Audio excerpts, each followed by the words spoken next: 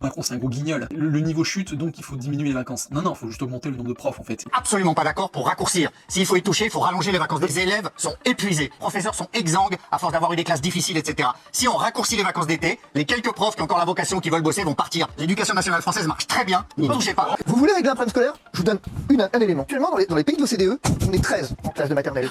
En France, on est entre 25 et 26 en moyenne. Voilà, si Monsieur le Président de la République, pour le temps qu'il lui reste, a envie de s'occuper des affaires de la France, là je donne un élément. Les salaires des profs aussi. Et les salaires des profs. Bon, apparemment, Macron voudrait raccourcir les vacances scolaires. Je crois que c'est notamment les vacances d'été. Est-ce que c'est bien, est-ce que c'est pas bien? C'est vraiment un faux débat. C'est pas la durée des vacances qui est le plus important, c'est la qualité de l'école, en fait. Si notre niveau dégringole comme ça, d'année en année, c'est pas à cause des vacances. Alors, ça peut jouer aussi, parce que forcément, bah oui, si t'as moins de temps d'école, t'as moins de temps d'apprendre certaines choses ou d'approfondir certaines choses. Mais bon, voilà, je pense vraiment que c'est mettre du sparadrap sur une énorme plaie ouverte. C'est pas ça le plus important. C'est pas ça qu'il faut changer. C'est vraiment le système dans le fond. Faudrait par exemple modifier aussi le nombre d'effectifs qu'on a dans les classes, parce que forcément, si t'es moins nombreux dans une classe, t'apprends beaucoup mieux, hein, c'est évident. Et d'année en année, bah, il y a tout simplement les postes de profs qui sont supprimés. Donc Macron, c'est un gros guignol. Le niveau chute, donc il faut diminuer les vacances. Non, non, faut juste augmenter le nombre de profs, en fait. Et comme ça, t'as des classes plus petites et plus gérables. C'est foutage de gueule. Après, bien sûr, on a Gilles Verdez, qui, lui, en fait, il est là que pour buzzer, hein, parce que vraiment, au lieu de simplement dire non, je ne veux pas toucher aux vacances, le mec est quand même en train de dire il faudrait rajouter des vacances,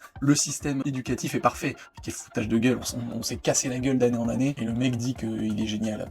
C'est insultant, et c'est même trahison à la France quelque part, parce qu'en fait, t'es en train de soutenir un truc qui s'effondre, donc c'est quand même bizarre, c'est que t'aimes pas vraiment le pays, en fait. Toutes les études démontrent que le niveau baisse. Donc si le niveau baisse, ça veut pas dire que tout va bien. Les vacances, vous voulez quoi? Et bah si le niveau baisse, il faut pas encore réduire le temps où ils apprennent. C'est ça que ça me semble complètement Ils sont délirant. épuisés. Mais ils sont épuisés de rien foutre. J'ai dit qu'il fallait faire plus d'horaires parce que le niveau baisse. Et quand le niveau baisse, t'as pas le choix. Vous savez pourquoi est-ce qu'on a des vacances, notamment dans les pays du Sud, qui sont aussi importantes? Parce qu'il fait chaud. Exactement. Quand j'étais petit, excuse-moi, il faisait très froid en hiver.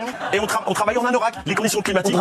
Et là Jean-Michel qui caricature en disant que c'est parce que les enfants branlent rien, là, faut arrêter de déconner. Le problème, c'est pas sur l'année raccourcir ou rallonger les vacances, c'est sur les journées. Et c'est ça qu'il faut voir, en fait. Une journée de travail pour un enfant, c'est beaucoup trop long. De 8h du matin à 17h du soir, ou en plus, des fois, il y a des enfants, ils viennent encore plus tôt, en périscolaire, et plus tard après. Je suis désolé, mais c'est dégueulasse, c'est pas une vie, en fait. Les enfants, t'as l'impression que c'est vraiment des petites marionnettes où leur bourre le crâne. Il faut revoir à la journée comment travailler, limite à s'inspirer d'autres pays anglo-saxons ou nordiques, à savoir travailler le matin et faire des activités sportives ou créatives l'après-midi. Ça serait beaucoup mieux. Tu intensifies ton travail le matin, tu es plus performant, ou alors voilà, enfin, en tout cas, c'est la journée qu'il faut transformer. C'est pas sur l'année. Ah, et après, ils parlent d'anorak parce que quand ils avaient froid, mais qu'est-ce que c'est ridicule. De toute façon, oui, moi aussi, à un moment donné, j'ai connu des cours, surtout alors à la fac, où on avait le blouson parce qu'il n'y avait pas de chauffage. De toute façon, c'est un fait, tu travailles mieux dans le froid que dans le chaud. Hein. Il vaut mieux travailler à 10 degrés que à 45 degrés. Il suffit de le voir de toute façon par rapport aux pays, aux civilisations qui ont le plus prospéré dans le monde. Alors, il y a plein d'autres facteurs, hein, avec l'alimentation, la végétation, les animaux, la domestication, etc. Bon, il y a une multiplicité de facteurs, dont le climat